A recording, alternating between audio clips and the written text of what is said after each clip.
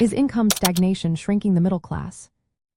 Have you ever wondered how the middle class is faring in today's economy? One major factor at play is income stagnation. This issue is particularly significant in the United States and other developed nations. Over the past several decades, real wages for middle-class workers have barely increased or even declined. In fact, the real annual earnings of a typical middle-class worker in the United States have decreased by nearly 6% over the last 50 years. This is despite nominal wages showing some upward trends. This stagnation is worsened by a reduction in average weekly working hours and persistent inflation. Inflation erodes purchasing power, making it harder for families to make ends meet, even when nominal wages rise. At the same time, the cost of living has skyrocketed. Housing, healthcare, and education costs have all increased significantly. This means that even families with stable incomes may find themselves pushed out of the middle class if their wages do not keep pace with these rising expenses. Data indicates a troubling trend. The share of total household income held by the middle class has fallen dramatically.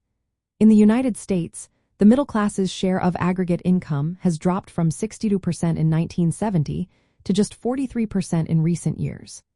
Meanwhile, the upper-income group's share has grown.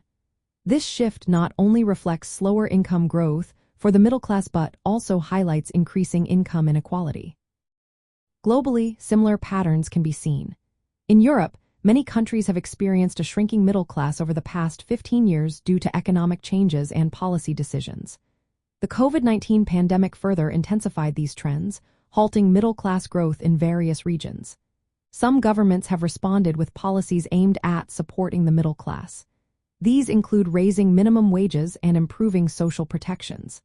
However, challenges remain.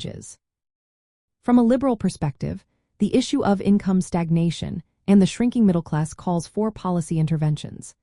Advocating for stronger labor rights, progressive taxation, and investments in education and healthcare is essential.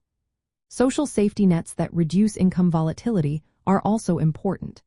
The goal is to restore economic mobility and ensure that the middle class can thrive rather than merely survive amid rising costs and economic uncertainty. In summary, income stagnation is a central factor driving the shrinking middle class. Wages are failing to keep up with rising living costs, and income inequality is growing. Addressing this issue requires deliberate policy action to support wage growth, reduce inequality, and strengthen the economic security of middle-class families.